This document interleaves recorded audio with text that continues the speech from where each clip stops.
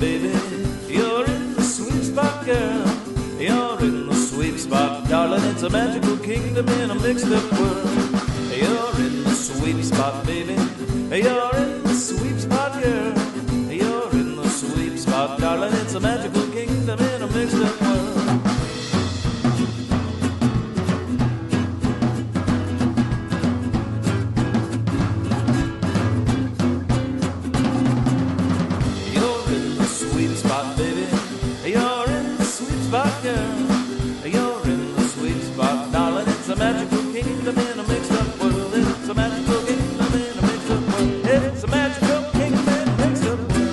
Welcome to the Sweet Spot Podcast. My name is Lynn, your host, and Ken's my co-host. Ken, what's going on? It's going, Lynn. It's going. So happy to be here. Looking forward to this episode. And thank you for having me. Yeah, welcome back. So this is episode 359. 359? Yeah. You know, it just seems like a couple of weeks ago we did 358. It was. Oh, my goodness. Well, I'm always amazed because as a special guest star, you know, I'm always happy when you invite me back every couple of weeks. So. Well, I'm glad you can make it. Thank you. So who are these jokers? Well, we are the hosts of the #1 Disneyland podcast, hosted by two former Disneyland Custodial cast members. #1. That's right. That's right. We are former Disneyland cast members, and we bring our experiences and insights to the podcast. That's what makes us different. Yeah. And I want to mention something real quick before we talk a little more about some other things. So we have a big catalog. We mentioned that we have, 359. For about a year, I did some mini episodes. That's what they're called. Mini episodes. And so you can also catch those. So technically, we're probably over 400 episodes. But yeah, you go back because I was compiling a list. I'm hopefully going to have them on the website where you can look at a subject and then see all the different, which episode was, Imagineers. Here's all the episodes where Imagineers were on, stuff like that. So, and wow, I was, I kind of forget. We've been doing this so long. I kind of forget some of the guests. Not that they weren't memorable, but well, obviously they weren't if I didn't remember, but there was so many that I kind of, it's been a while. We've been doing this show for a while, 12 years. So wow. Yeah. So I forgot about someone. So I'm like, wow, that was amazing. Look at all these people we had on there. But yeah, go back and listen. All the titles kind of explain pretty much who the guests are or the type of guest, former cast member or whatever.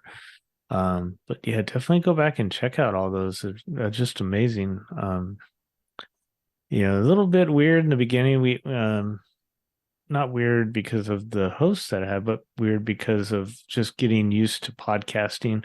I've never been at all any kind of a public speaker or any kind of speaker whatsoever. I was always behind drums or doing, behind the scenes things. So to do this, I've really felt like I've grown a lot over the years. And so they do get better over the, but there's still some great guests, like Garner Holt. He was one of our first big guests that we had back in 2011, I think it was. So anyways, go back and check those out. Also want to mention that we are authors of the books Cleaning the Kingdom. You can get them signed on our website for a pretty good deal, include shipping. We'll ship them to you.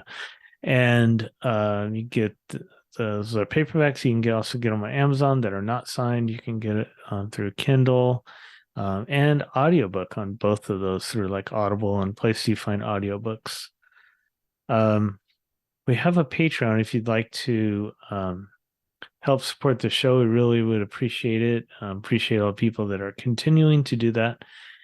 And by doing that, you also not only help us out to pay the bills, but you also get one bonus episode delivered once a month, various topics that Ken and I talk about. And we just have a really good time recording those. So that's something you get. Also, when we get up and running again with our live stream, we would record our current events show, and you're able to be in the chat room kind of leaving comments and conversing amongst the others that are in the chat room too. And that's a lot of fun. And we hope to have that up by next month. Also, we've been doing it a while. Every month we were doing that. And then we all of a sudden just kept running across a lot of problems and delays. And I just thought, you know what, let's just put it on hold until we get it all figured out. That's right. So speaking of patrons, we do have a new one. Brian Crawford. I feel like Brian was a supporter before, so maybe he just took a little break, which I understand. So, but we welcome back, whichever is the case. Thank you so much for your support. Yes, thank you, Brian, so much. We really appreciate it. I think that was it for the introduction. I'm really looking forward to our main topic and our guest tonight. You know, these guys are amazing. We're actually going to be discussing things just the two of us. That's right. Which is plenty, because what we're talking about is Splash Mountain, and you know, if you know anything about me, I'm kind of an expert in the attraction. Yeah, and it's a fun attraction to talk about, and we just thought this would be an appropriate time to pay tribute to Splash Mountain. Looking to book a vacation to Disneyland Resort, Walt Disney World Resort, Disney Cruise Line, Disney Alani, Disneyland Paris, Adventures by Disney, Universal Studios Hollywood, Universal Studios Orlando, then I can do that for you. If you contact me and we can talk about all the different options and dates, and we can kind of even make recommendations on which days might be the best for you to go. And also as a complimentary, when you book with us, we will book your dining for you if you'd like, special events. And we also, when we book a vacation for you, we just don't say have a good time after we book it for you. We are there every step of the way. We contact you before your trip to make sure everything's squared away. We even have a checklist to make sure that you have everything you need. Reservations, dining, all these different things. Your transportation, if you need help with that from the airport, any of those sort of things, we can help you with that too. We want to make the vacation the best it can be for you, because I know that vacations aren't cheap, and we can help you do that. So if you contact me, that's Lynn, and the email is Barron@concierge.com. That's LBARRON @concierge.com. Or you can go to the sweepspot.com, and there's a link on our front page there. You can click on that, and there's information on how to contact me. But I'd love to talk to you and help you book the best vacation possible.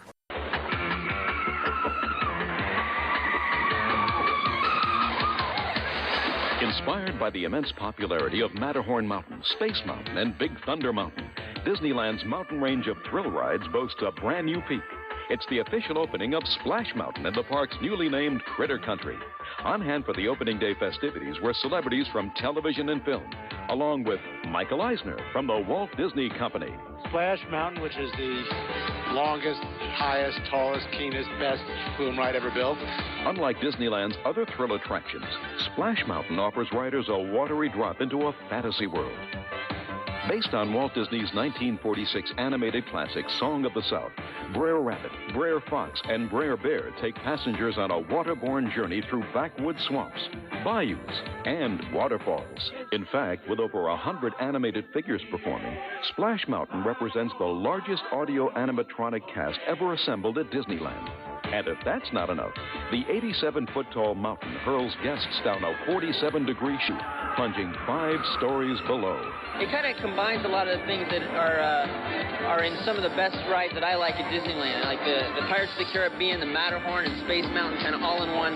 It's the steepest, scariest, wildest, most thrilling attraction ever built. And now it's a new landmark on the Disneyland mountain range of thrillers.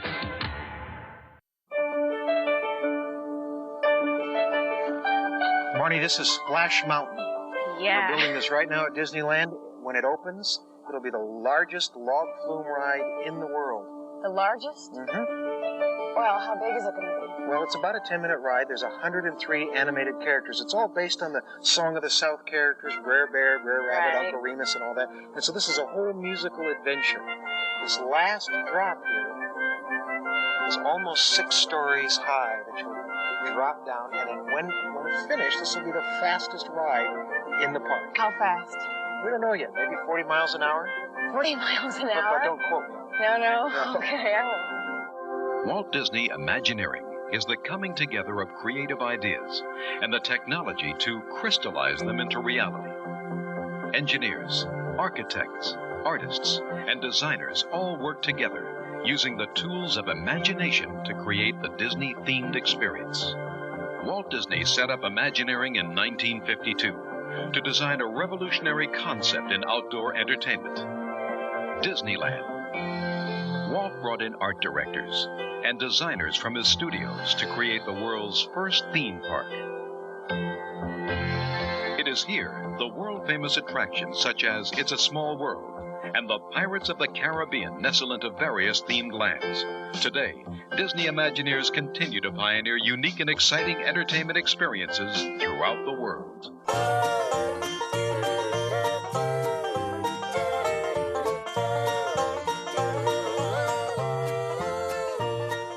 So for tonight's main topic, thought we would pick an attraction that's dear to our hearts and something that we've loved growing up as teenagers and as adults, and it sadly is going to be closing on May 30th will be the last day of 2023. So we thought we would be appropriate to have a little tribute to Splash Mountain at Disneyland. And so we're going to talk a little bit about that. Yeah. As my wife calls it, it's my first love, you know. That's Ken's first love. Yeah, I mean, I detailed my story about it way back in episode 17. I wasn't even the special guest. You know, I wasn't even the special guest star. I wasn't a co-host of this podcast yet, but back on episode 17, if you want to go through our official archive, it's episode 17, Splash Mountain, and an ODV cast member. So, you can listen to my story about it. And also, more recently, episode 314, we had a roundtable of opening day crew members of ride operators. From it. That's episode 314. So those are both available in our free official archive. That's right. It's the easiest way, I guess, is just do a search on the Sweep Spot, and it's the Libsyn link, you know, that comes up second or first or depending. But boy. So I thought we'd start with a little bit of the story and where the idea came from, and you know where to put it, and just all of that. And I know that you know that, so I'll have you kind of talk a little. Well, you have to think back. Okay, early 1980s, Knott's had a really great themed log ride. Magic Mountain had a log ride and another similar flume ride. Yeah. But Disneyland didn't, and you know there were other theme parks across the country that had log rides.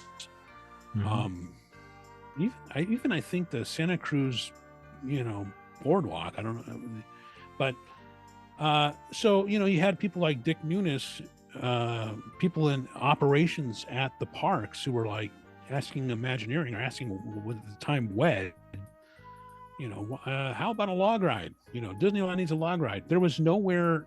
Really, there were no water rides where you would get wet at all. You know, there was no Toontown open with a fountain that you could play in. There was no interactive water feature over in front of Space Mountain. You know, nothing like that. So, you know, hey, we want a log ride. We want a log ride. And at the same time, Disney was looking to do some attractions based on Star Wars. Disney did not own Lucasfilm back then, but they wanted to do something with Star Wars. And one of the concepts that they had thought about was going to be built where the Carousel Theater, where Star Wars Launch Bay is now.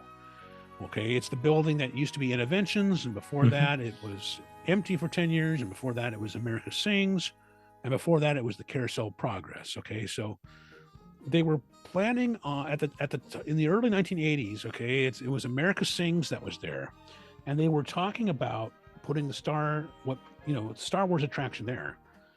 And so Tony Baxter is, thinking about it, and he thinks, what the heck's going to happen to all of those wonderful animatronics in America Sings?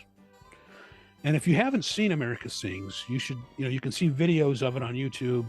I loved that show, I did too. Yeah. Yeah. It's a kind of a survey of American music. And, I'd love to see it like come back at the American Adventure at Epcot. But anyway, so you think about it, Carousel of Progress had been there from 1967 to 1973. Okay, so that's basically 7 years or 6 years.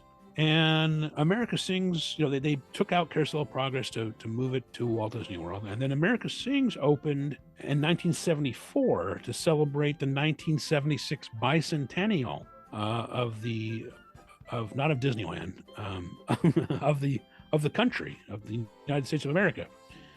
And so in 1980, America Sings surpassed Carousel of Progress in the length that it had been there. And then, there's people who say that America Sings didn't belong in Tomorrowland or whatever, but but I think the Carousel Theater itself was potentially futuristic, and I still think it's a great method of presentation. But anyway, so Tony Baxter's thinking about it. What's going to happen to all those animated characters? And then he's thinking, log ride. Hey, wait a second. What if we do a log ride based on the animated characters from Song of the South? And we could use, most of the animatronics from America Sings would fit in well with that. So he gets, this is early 1980s. He gets in to WED, and, a couple of people really go to work on it. John Stone was an Imagineer who really, really did a lot of great work. Doesn't really get the publicity or recognition that he deserved. He's passed now, but he did a lot of great work on Splash Mountain. Now, at the time, Disney had, this is about the extent we're going to talk about this aspect of it. Disney had gotten feedback on Song of the South. It was a movie from the 1940s. They'd gotten feedback from African-American focus groups, activist groups, that the animated characters from the movie were okay to use. Like if Disney was contemplating doing short cartoons or doing a television series using the animated characters, those were fine to use. The music, the animated, stay away from the human characters, stay away from the Tar Baby story, but the other stuff is good to go, right?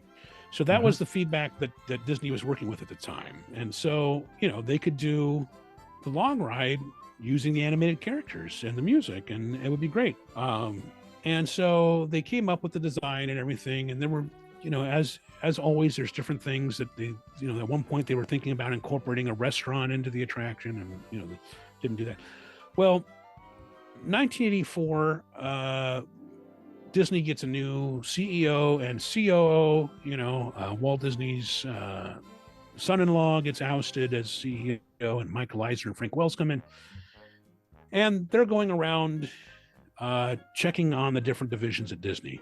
So they're going to go to WED and see what's happening at WED.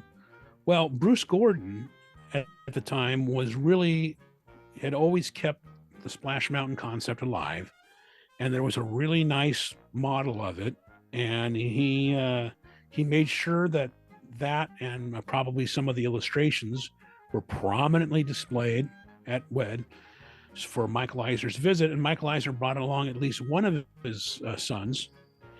And as the story goes, one of his sons basically ran into the model and was, just looked at it and was like, wow, this is really cool.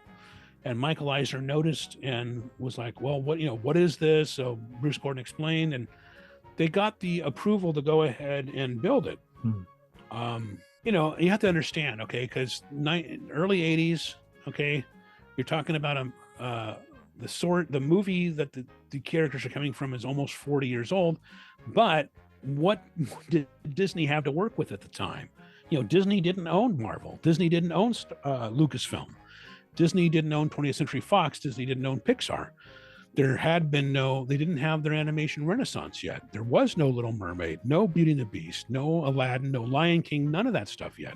So, it didn't seem strange to pull from something from decades before, as long as it was going to be exciting. So they get the go ahead to it.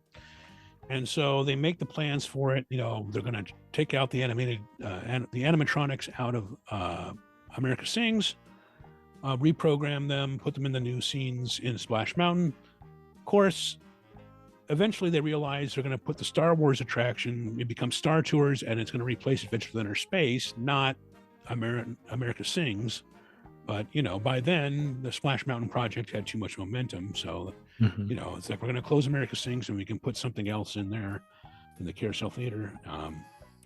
So that's how the animatronics for America Sings ended up as part of the Splash Mountain attraction, which is so heavy with animatronics. I mean, you really don't see attractions like that anymore, with that many animatronics. Oh, yeah. I mean, look at Rise of the Resistance. Rise of the Resistance has animatronics, but a lot of what you see is screen, right? So, right. Anyway, any comments so far? No, I'm enjoying the history lesson on this. It's kind of interesting because they had always talked about Bear Country, trying to drive people that side of the park and everything. Yeah, I mean, because at the time, okay, no Star Wars Galaxy's Edge, no Fantasmic. The West Side, unless you had like live music on the river, which you did have sometimes, it got really quiet on the West Side at night. Yeah, because beyond the Haunted Mansion, it's Bear Country, and you have the canoes, which don't run at night, and you have the Country Bear show, and and Teddy Bear is swinging arcade down there. But so they decided, okay, Bear Country, which opened in 1972. We will add Splash Mountain there, turn Bear Country into Critter Country, which they liked for multiple reasons at Imagineering, because the most prominent building architecturally in Bear Country at the time was the restrooms. The restrooms sit where the barn for Splash Mountain basically is right now, and they were going to they're going to get rid of that. And they could turn Bear Country into Critter Country, because Bear Country was kind of like Frontierland. So you would leave Frontierland, go into Norland Square, and then all of a sudden you're kind of back in Frontierland again. But with Critter Country, it was more southern, so it was like an extension of Norland Square. It made more sense, and they added little critter homes throughout the land, and the Country Bears would still fit in and all that stuff. That's where Winnie the Pooh is now. And so that was part of the plan. They had to position the attraction around the Disneyland Railroad. And, they wanted to situate the final drop in a way that would draw attention, because you kind of have to think about, what had been out there before. You had, the Matterhorn was kind of interesting to look at as you're walking by from all sides. But think about Thunder Mountain. Yes, well, that's the thing. You think about what came. Okay, you had Pirates of the Caribbean and the Haunted Mansion. Those are both really great attractions. But from the outside, there's nothing theatrical about them. Nothing that's drawing. I mean, they're nice to look at, but they're not. There's no activity, right? Sometimes Haunted Mansion has shadows up on the second level, but Space Mountain, that was also inside, but you come to Thunder Mountain, and the way that's situated, you could actually see the train go by, you see it splash down, and they're like, okay. So they thought about the same thing with Splash Mountain, is you position the drop so that, it's something to look at, whether you're on the river, on the island, walking by, so you're heading off towards that area, and you see it. You see that final drop. What's most creative about that, I like, is that you go under the bridge that goes in front, not really a bridge, but the pathway that goes in front of the drop. On the attraction, you go under that, and then you come out and you're right next to the river, which I always thought was kind of neat. Right. And they actually, they reclaimed a little part of the river to do that. Yeah. Could you go out right there next to the river? I mean, yeah. Yeah, that's neat. Yep. And they retained the shop, the Briar Patch, had originally been the Indian Trading Post. It was a store that goes all the way back to when that was the Indian Village. Right. They retained that. So, and the mile-long bar was there before that too, right? Right. The Mile Long Bar was part of the Bear Country thing, and they renamed it the Bear Bar, but other than that, it was the same thing, Right. Swinging Bear. What was the arcade there? Teddy Bear's Swinging Arcade. Swinging, yeah. And they also had the Wilderness Outpost shop, I think, which became the Crocodile Mercantile. Yeah. But you look at it. The way it starts, they deliberately, before you get plunged into the animated stuff, there's deliberately more flume than they need. They dispatch you, you go up one lift, and you're right there in front of the Briar Patch. You're seeing the drop, and from your vantage point and from the vantage point of the riders going by, not the riders, the people walking by on the bridge, the logs are coming out of the top, plunging down into the Briar Patch and disappearing. Yeah. They hit, and there's a splash, and there's actually bubbles right there, implying that they have gone underwater. And so you go around that, and you go up the second lift, and then you float around peacefully, and that was deliberately done, kind of like the start of Pirates of the Caribbean. It kind of takes you out of, the hustle and bustle. You've been waiting in line. Now, you're relaxing in the log, and you're just enjoying a leisurely float around the outside of, the mountain here before you take the first drop and you go right into the animated sequences. And by the way, right before that first drop, there's a snoring bear. That had originally been Rufus, who they had a snoring bear. Rufus had been the snoring bear at the entrance of Bear Country. So they moved Rufus over there, and then eventually they changed it to Bear, and they added a couple of other. They added Bear Fox's house and everything. But anyway, you plunge down, and you're into the scene where the song is, how do you do? You're being welcomed by the geese, and there's, how do you do? And pretty good, sure as you're born, and they're singing and singing. You can't hear the whole song on just one trip through, so if you ride it a bunch of different times, you get different parts of the song. But then you come around the bend, and you see Brer Bear tied up in a rope, and if you know this, you kind of have to know the stories. A little bit, yeah. The story is Brer Rabbit tricked him into releasing him from the rope trap and taking his spot. And so now Brer Fox is yelling at him saying, you got to get down. And then you go along, and you go past Brer Bear's house, Brer Rabbit's house. And he's there with Brer Turtle, and, he basically, Brer Rabbit saying, to this tune of how do you do? He says, I'm looking for a little more adventure. I'm looking for a little more fun now, time to be moving along. So he's packed up, and he's moving along, and you come around the bend, and there's, you see him on a, I don't know what you call those things. They go on railroad tracks, and you pump them manually, and they move you. And So he's on one of those. That's actually a figure they imported over from America Sings. Mm-hmm. But there had been a Roadrunner there that was supposed to, they never had it, but he was supposed to be singing, he's heading for a little bit of adventure, but he's looking for a little more adventure, but he's heading for a little bit of trouble, time to be turning around, right? But they never had that in there. I guess the sound just didn't work out with everything going on. And then you go down drop 2, which is a really minor little drop. You go by the alligator who's singing, Take Me Along. And that's where you come across Brer Bear again, who's been tricked to looking into a cave full of bees. Oh, yeah. And he says, there's nothing in here but bees. And that's when you have the dip drop, which is in the dark.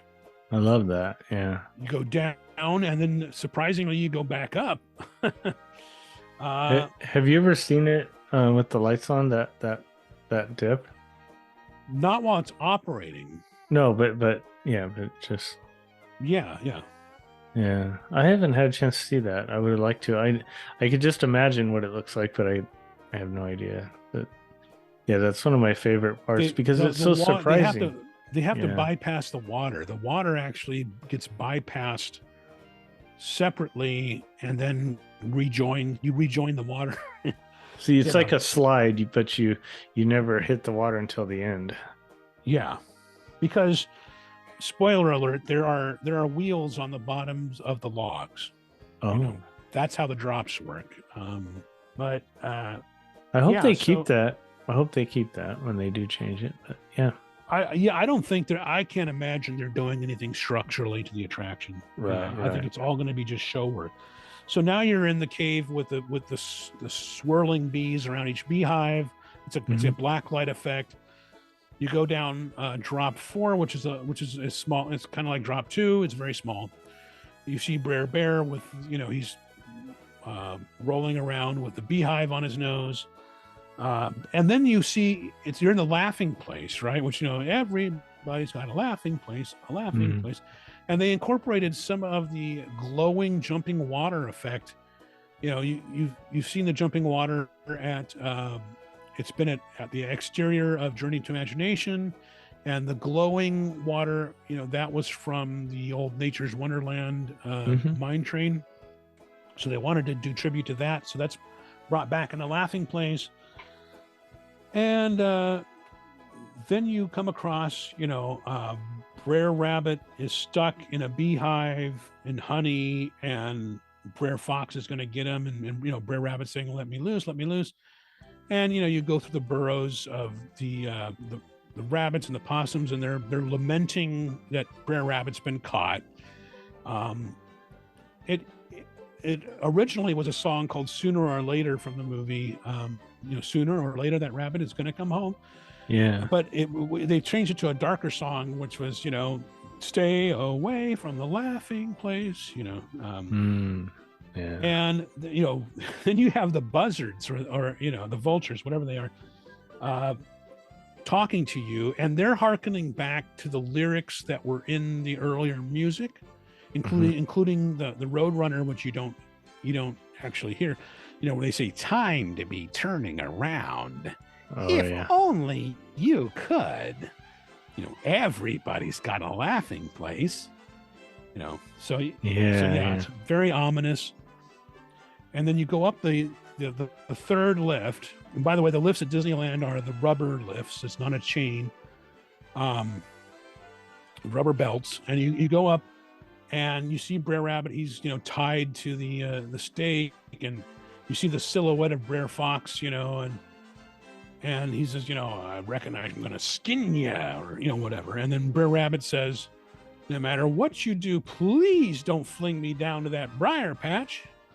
And then so you hear Brer Fox saying, well, I'm glad I thought of that, because that's just where you're going.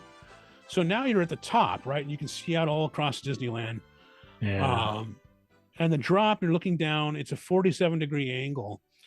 And if things are working right, you can't see the bottom because of mist, fog.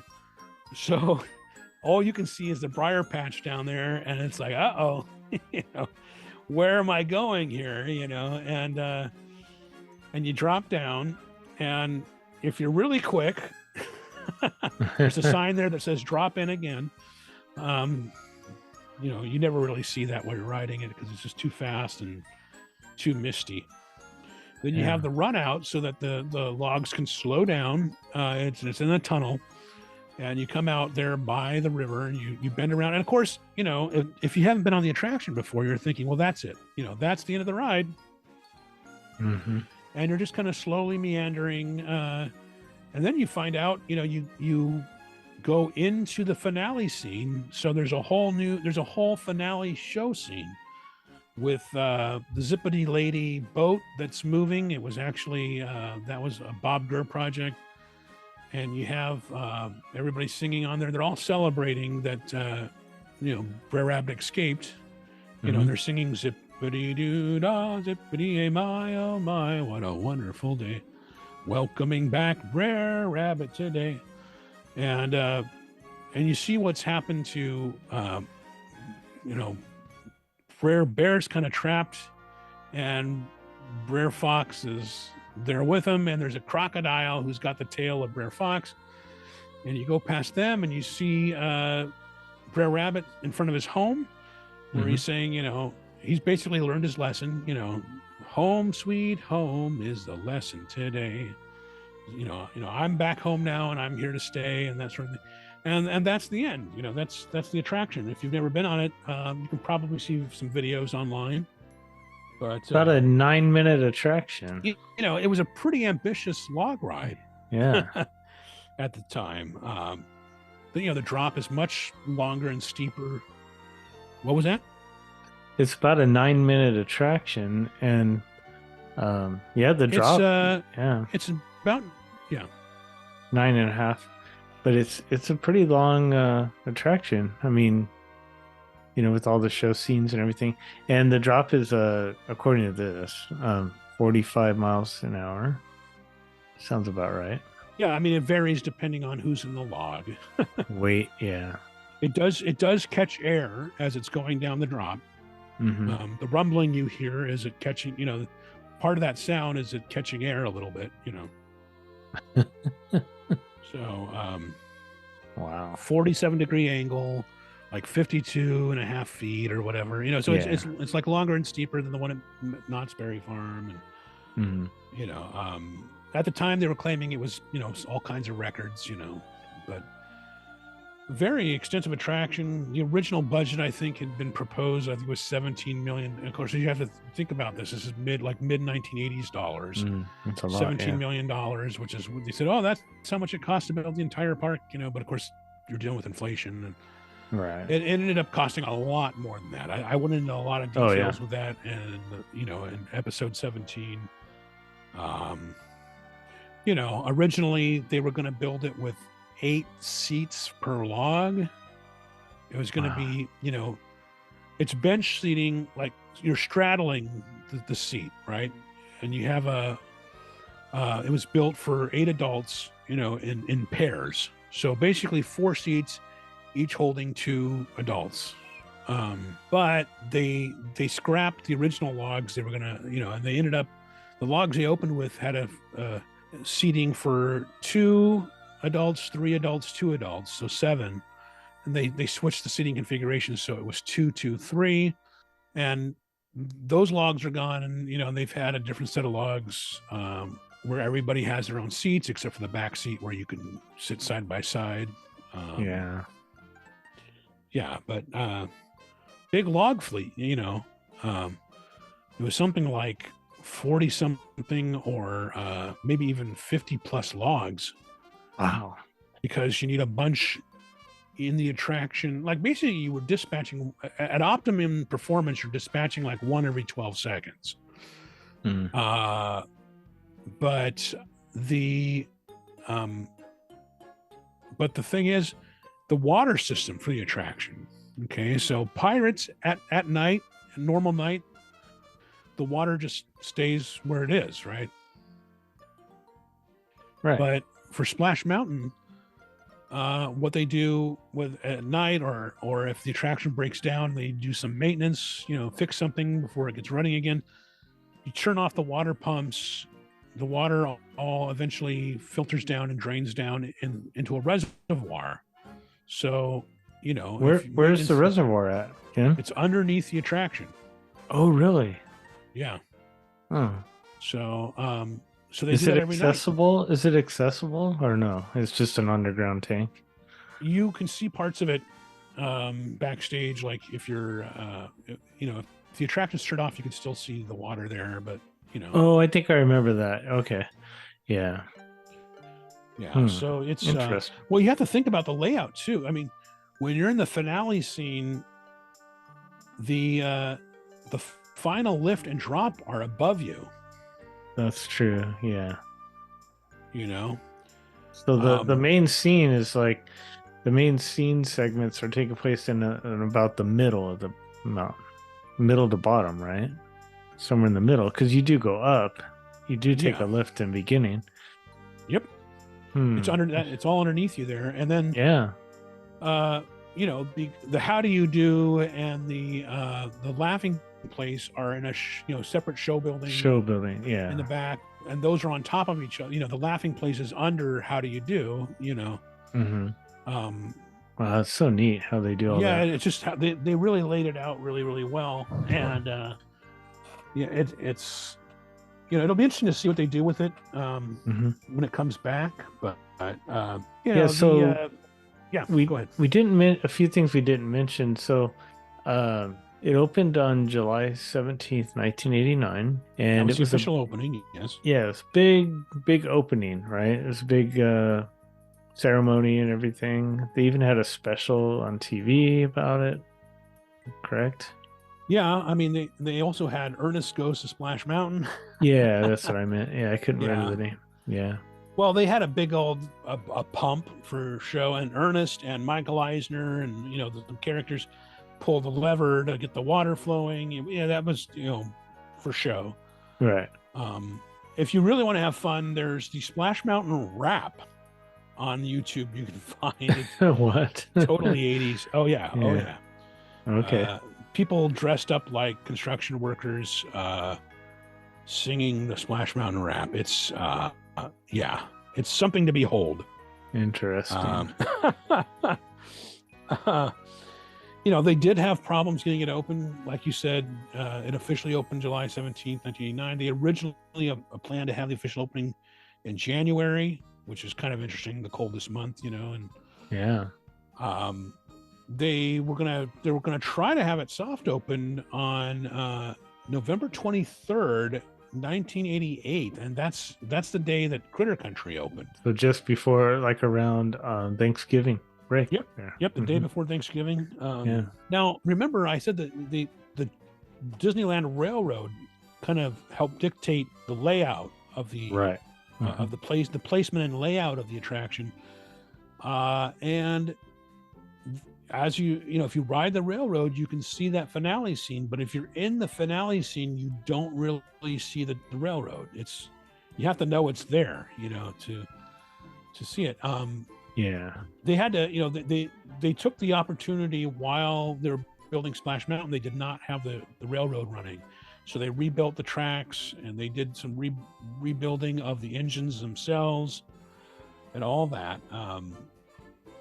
So the Disneyland Railroad sometimes has to take a hiatus while construction goes on for different things.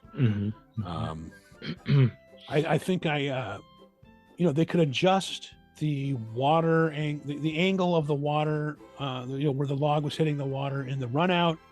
They needed all that run out space after drop 5 to slow down the log, because you can have the log go across the top of the water and take the longest time to slow down, and that's usually going to be the least wet option.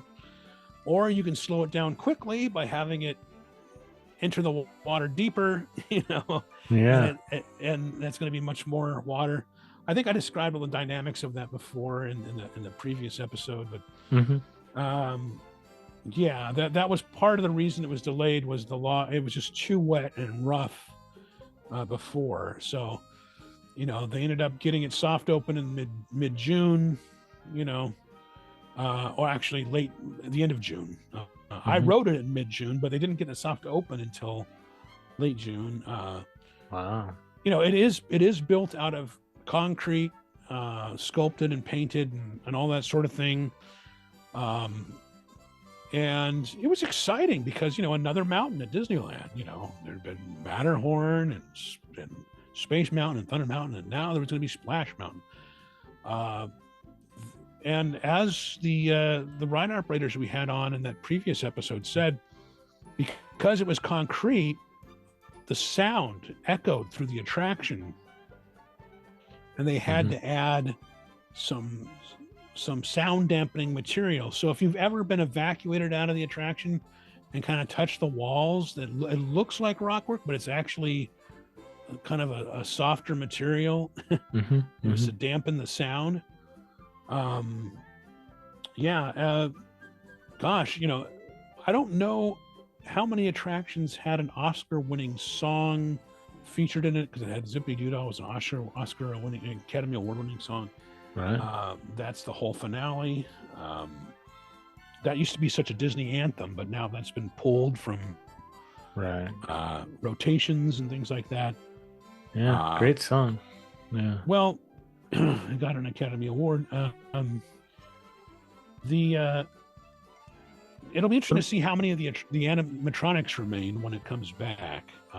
There's according to this source, there was 103 in the attraction. So and most of the the Brer Rabbit, Brer Turtle, Brer Fox, Brer Bear, most of those were new animatronics. The rest were recycled from American Sings, like I said, especially the finale.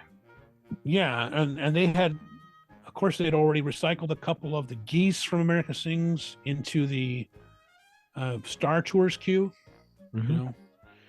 but into the strip down from their geese exterior, and they looked like robots. They ended up duplicating Splash Mountain at Walt Disney World. Of course, I think it opened in '92 at Walt Disney World and Tokyo. Yeah.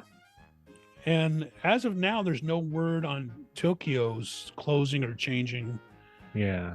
But of course, for those, they did the side-by-side seating, which... Why do you think that was? I think it was for comfort and capacity. But I like the Disneyland had a true log ride. It's not really a log ride if it's side-by-side seating, Right. But you think about it, they had to build new animatronics for the ones in Tokyo and Walt Disney World, Oh, that's true. To duplicate what, probably not as many, but yeah. Right. Just, I wanted to mention something about back to Disneyland before, because I do want to talk about the other parks, but the queue, I'm always fascinated by queues. And I think this was one that was, because this was the time where when probably one of the first besides Roger Rabbit to really have some theming to it, wouldn't you think? It was more atmospheric. I mean, atmospheric. Yeah, it wasn't when you saw. You have to think Star Tours had such a great queue. Stuff to look at and everything. C-3PO and R2-D2 and G290 and all that, and the travel logs. That they. But this was just basically atmospheric. Now they did have some text on the walls. That were kind of introducing you to the story. Like now this tale happened once upon a time, not your time nor yet my time, but one time. Because again, they were not going to use any of the human characters from the movie, and if they had, the human characters would have been delivering those lines. But it's trying to set the story, and then like just when you get off the ride, there's one that says, you can't run away from trouble. There ain't no place that far. That's the lesson. Right. So the queues just like you said, but it's definitely themed to the attraction. You go through a barn and you go upstairs across, and you go through the caves, and um, you see the load from above as you're kind of approaching. Yes. Also, yeah. And the load, 2 logs at a time, Mm-hmm. which helps efficiency. Not like Knott's where you have a split loading area. You have a right and a left at Knott's. Oh, Disneyland does have a bypass for maintenance. They Right. could take a log off to the side and they can add it back on after the station. And that's where we would get, they would dispatch a log, hook it, and bring it off to the spur side there if it needed cleaning. Mhm. And then they would radio us to go clean out the log. Maybe somebody spilled something in there or they got sick Right. or whatever. we go So around. I back. always liked that. I always liked, because Splash Mountain had been my first love, getting to go in there and clean out the log like that. Yeah. And then, of course, at the end of the night, when if the park closed before midnight and we were working over in that area, we would have to clean the logs out at the end of the day. Mm-hmm. You tie off, you mark off the first log, and then you go through and you clean up each log. You get out, it gets dispatched, and then the next 2 set of logs come in. You keep doing that until the marked log comes around again. If you want to play a trick on somebody, you have somebody remove the mark, and so you never know where to stop. Keep going. Or we'd forget sometimes, and just yeah. You have to kind of guess. But where do they store the logs when the water's gone? Well, there's limited space, right? Like when right before you come into the station, you can see there's the side thing there where some of the logs are, but there's limited space. So when they're doing maintenance and if they need the logs to be removed from the flume, they have to just take them out and they're off, they're backstage there behind. Oh yeah, they have that little crane, that little crane thing. Yeah. And they just line them up out there. And do maintenance on the logs themselves. But interesting. Yeah, it was really interesting to watch them build it. It was very exciting to anticipate it. I kind of cover all that before in episode 17. At the time I'm just a teenager, so a couple years is a long time. I was gonna say it was. I graduated in 1990, and in June of 90, so it wasn't too long. I mean, almost a year, but still, it was the newest attraction at that time when we had our grad night. I remember that was the attraction that everyone wanted to go on, for that event. Which reminds me, they Imagineering, they would do studies as to what the impact is going to be. And they decided, well, if we're going to build this, we need additional food service over here. Hungry Bear's not going to be enough, mile-long bar's not going to be enough. So they upgraded Fowler's Harbor, where right across from the mansion, where where the Columbia docks, where the Mark Twain is in dry dock. They upgraded that and built a restaurant there, the Harbor Galley. And that was one of our favorite places to eat when it was new. They had clam chowder in a bread bowl. They had catfish nuggets, Cajun popcorn shrimp, tuna sandwiches. Yeah, things like that. It was curly fries. They curly had curly fries there. And of course, fountain drinks.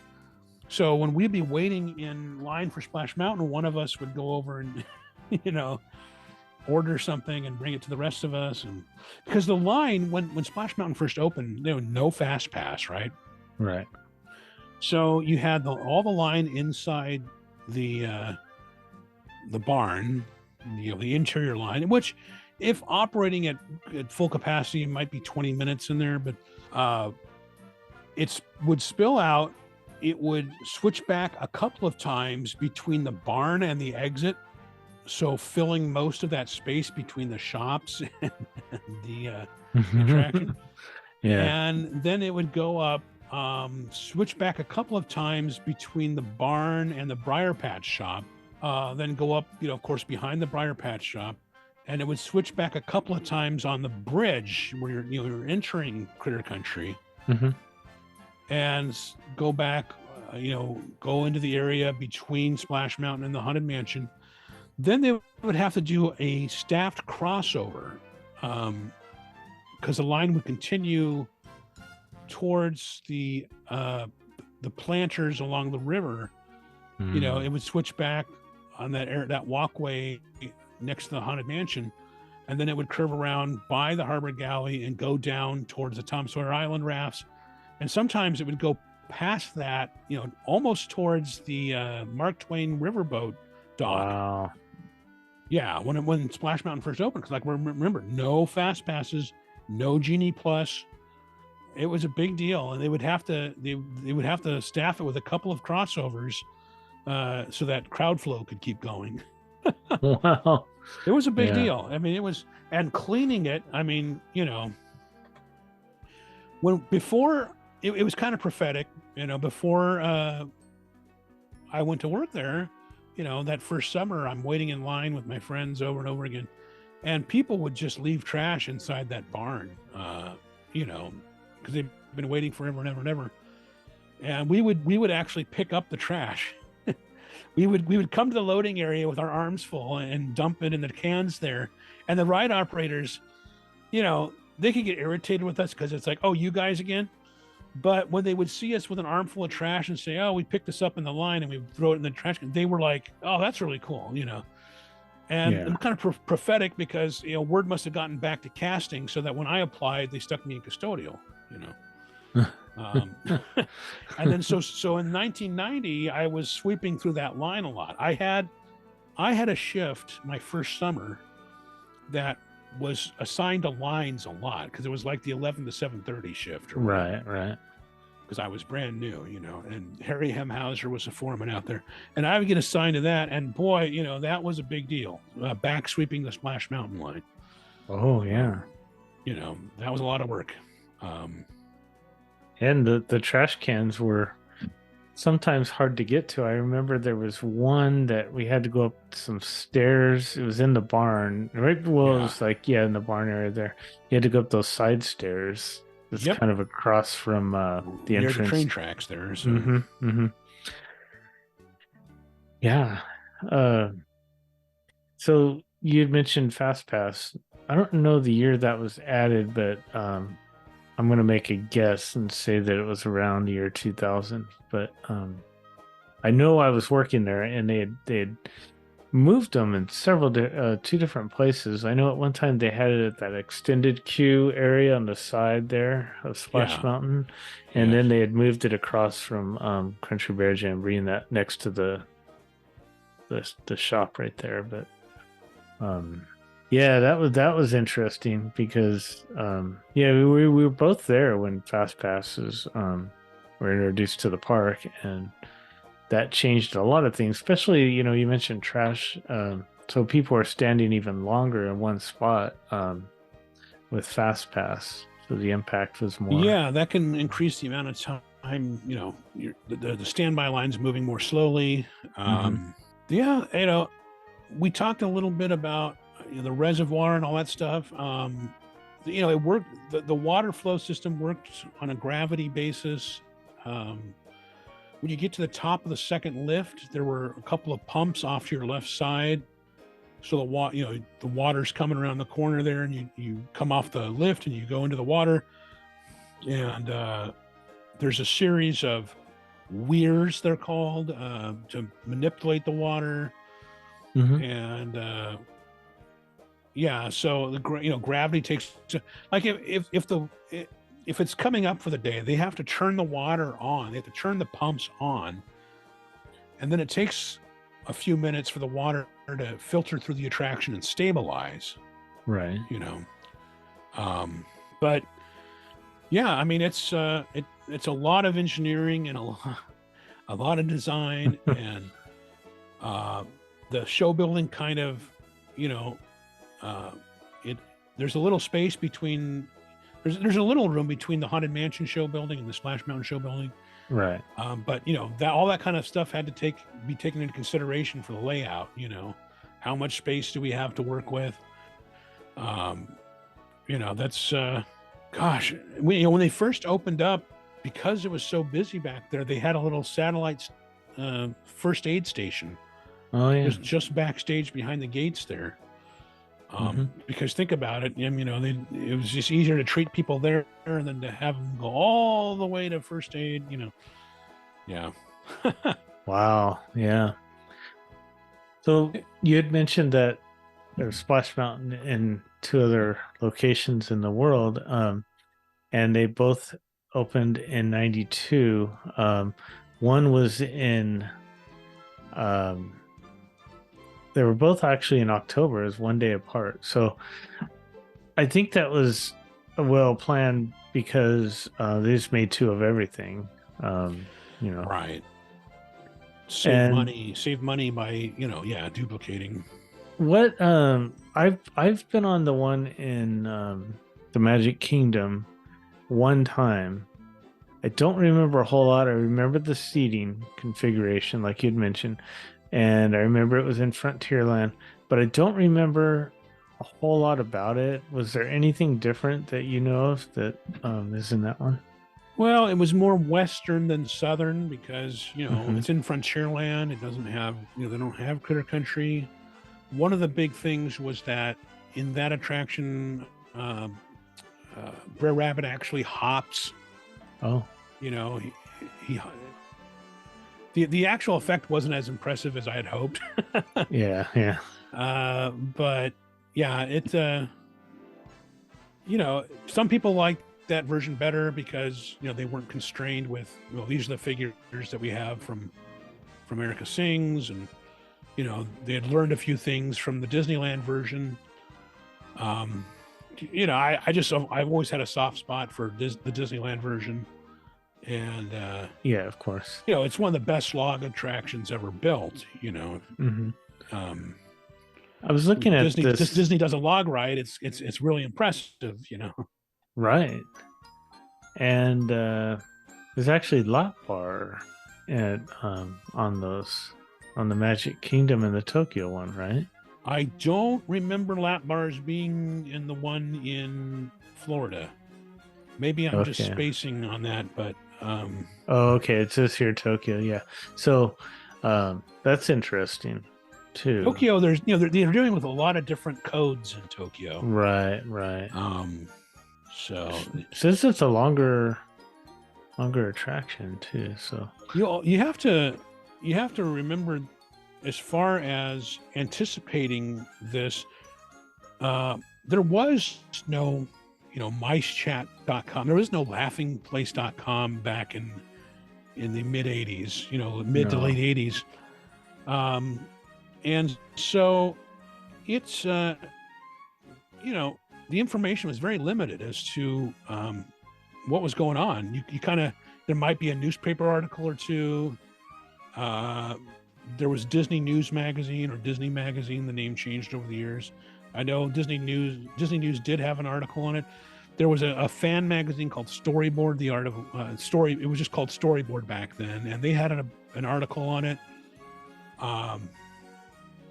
So you can't. I mean, it wasn't like you could go online and get weekly updates on the construction. It was basically talking with cast members. If you happen to see someone on the construction crew or an Imagineer, questioning them. There was a little information about it in the Disneyland The Inside Story with the Randy Bright book. One of the last things in there is that they did have the model at the Disney Showcase on Main Street. Oh. And I was, captivated by that. That model was later on display in the Disney Gallery when it was above Pirates of the Caribbean. But yeah, so there was, the information you got back in those days was really scant. Yeah.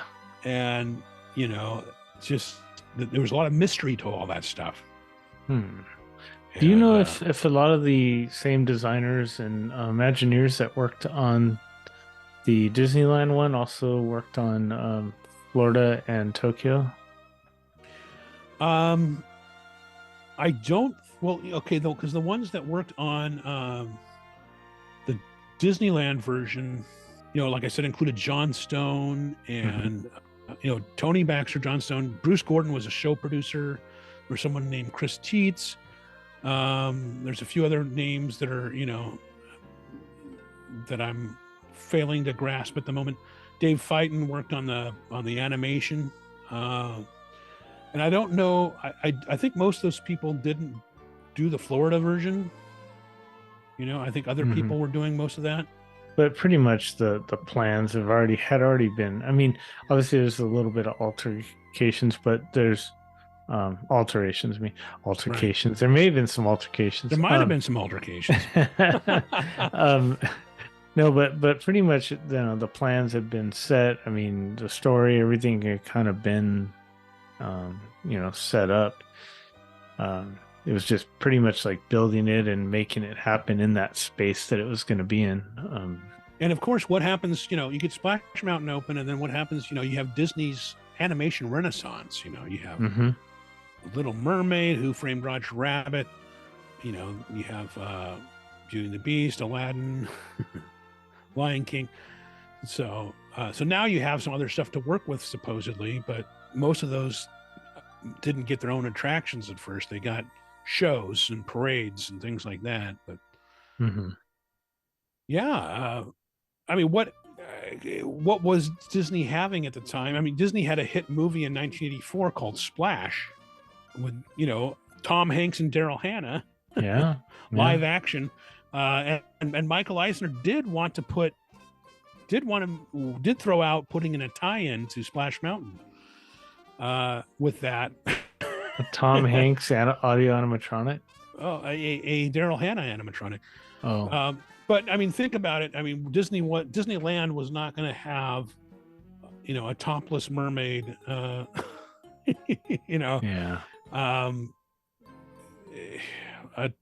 live action topless mermaid. So Disney, so of course they reached back to a movie, from the 1940s. But I mean, since then there's just so many different IPs Disney can use for different attractions, and they are in most cases. Most new attractions are based on a movie or TV IP that Disney has. Yeah. But yeah, that was, it changed the West Side. It really did. And it kind of balanced out the park because I remember going to the park in the 80s, and Tomorrowland was the place to be, and that was where everyone ran to, and that was where we probably spent, especially as a teenager. That's probably where we spent 70% of our time. Well, you had Space Mountain, which was a classic at the time, right? Right. And you had Captain EO. You had Star Tours, which was new. Both Captain EO and Star Tours were new. The Starcade. Yeah. Lots of music, lots of live music, dance, modern music. Yeah. You take your date on the People Mover. Yeah. It's nice and relaxed, and Skyway. Yes. Yeah, there was a lot going on over there, and that was, like I said, the place to be. There was for young people especially. We hardly ever went over to Fantasyland, and as a teenager, and of course, you had Big Thunder Mountain and Pirates and Haunted Mansion over there, but that was something we'd do. We'd just maybe go on each of those once, but then we'd go back to Tomorrowland. So, yeah, I mean, like really was a lot of evenings. It was really quiet over there. Yeah, I imagine so. You could walk onto Pirates, walk onto Haunted Mansion, and Country Bear Show. I mean, that was, you were really pushing it if you ventured all the way over there to see that. And and then they added Splash Mountain, and now it's suddenly you can hear people screaming as they're going down the drop, and it's something you can see in the distance. It kind of beckons you there. The camera, one of the one of the first attractions for Disney that had a camera added to it to try to sell you your photograph when you got off the ride. That wasn't part of it originally. They added it on, and in some respects, I kind of, I don't like thinking, oh, there's going to be a picture. I've got to make a face for the picture. It's never the best picture, anyways, no matter what you do. It's like I kind of wish that I didn't know there was a camera there and just kind of focusing on the experience of the ride itself, you know. Yeah. I mean, I go into all the details about my fear of heights and all that stuff. I've done, you know, I did that in episode 17, but it was quite thrilling for me. You know, I wasn't a big roller coaster rider. Mhm. Heights were really, really a big deal for me back then. Still are, actually, you know, exterior heights. And so that was quite an adventure for me. Yeah. Splash Mountain, you know, always one of my favorites to go on. And it seemed like towards the end, and maybe it's just me getting older, but it seemed like it, I'd say over the past 10 years, it seemed like you got more wet each, you know, and I don't know, like, yes. It really, they really tried to make it, try to mitigate that as much as possible early on, but I don't know if it's the different logs or what, but yeah, a lot more wet than I used to get on there. Yeah, or we're all bigger. I don't know, but yeah, we're all bigger, you know. No, but the you know, hopefully that's something I hope they address, because it kind of, I don't, more recently I don't like to go on it because of that. I'm sure there's a lot of people who skip it because of that. Yeah, and, I don't want to walk around with, you know, soggy shoes and socks all day. And yeah, I mean, there's really hot summer days where that is a payoff, you know. True. But you know, the original set of logs they were testing it with, it was ridiculous. you would get soaked if you rode it. Water was splashing in and around in the show scenes, you know. I mean, it was really bad. They had to scrap that entire set of logs. I mean, that was a really big deal. Right. Before they could open the attraction. And yeah, it's you know, 34 years for an attraction is not a bad run. I mean, of course, physically the mountain's still going to be there. I don't expect they're going to make any physical changes, you know, to the structure of the attraction itself. You know, you think about some of the most classic, iconic attractions people think about that used to be at Disneyland. You know, House of the Future, Adventure Through Inner Space, Circle Vision, Carousel of Progress, America Sings, you know, all that kind of stuff. Of course, they're Tomorrowland attractions, but you know, a lot of them did not last. You know, 33 years or 34 years. Yeah. Mine Train Through Nature's Wonderland. I mean, the earliest form that opened up is what, 55, 56 or whatever. And it was closed down for Thunder Mountain, you know, in 1977, I believe. So 20 plus years, you know, 20, not even 25 years, not even, you know. So although Splash, I mean, I can remember the opening of Splash Mountain. 34 years is not a bad run for an attraction. And no, Tokyo will still have theirs for who knows how long. Yeah, Ken, you'll just have to take a trip to Tokyo. I can help you with that, maybe.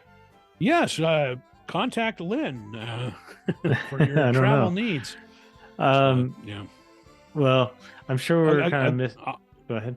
Sorry, I'll just once again mention, if you want to hear more, there's the episode 17. There is the episode 314, and that's at, you know, the lynnbarron.libsyn.com. You know, for this, just do a search on the sweep spot. Yeah, you could even do a sweep spot, Splash Mountain, and some of them should show up. Yeah. And you can hear more about the attraction. If you have any memories of it that you want to share, go ahead and write to us at the sweepspot@gmail.com. You know, that would be good. Right. We didn't want to talk about the changes, the upcoming changes, or anything like that. We just wanted to focus on just a tribute to an attraction that we both loved and wanted to feature it today. So yeah, we'd love to hear any stories you have, or, you know, maybe something we missed. I'm sure there is. But yeah, thank you so much. Really appreciate you and always listening to us babble on. And yeah, we had a good time talking Splash Mountain. Stay tuned for our concluding remarks. Wow, what a great episode. What a great attraction. I can listen to those guys talk on and on for hours and hours. On and on and on. That's right. Yeah. But, I hope you're still listening, folks, because we always have plenty of things to talk about here as we kind of mellow out and wrap up the podcast. That's right.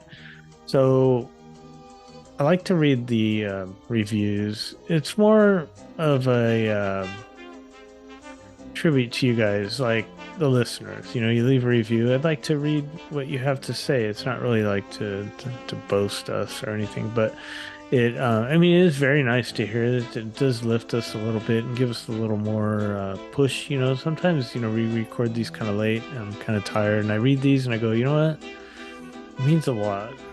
The show seems to mean a lot to people just to come on here and write something. So I feel like I like reading these. So don't leave, these are cool. So first one, it's titled Great Stuff, April 30th, 2023, 5 stars from Aura of Foreboding. I didn't even understand that until I get it. An Okay. aura of foreboding. An aura. Sense of disquieting metamorphosis. I like that. Yeah. That's cool. It's a good Okay. handle. It says, hello, long-time listener. I would have left a comment sooner, but never was able to figure out how to do it. Just wanted to say you guys are awesome at what you do. I, too, have a huge soft spot for vintage Disneyland and enjoy your talks about the park's rich history. From one huge Disneyland nerd to another, thank you. Oh, well, thank you very much. Yes, thank you. Really appreciate it. This one was titled, If You Love Disneyland, You. Again, it always cuts it off on the mobile.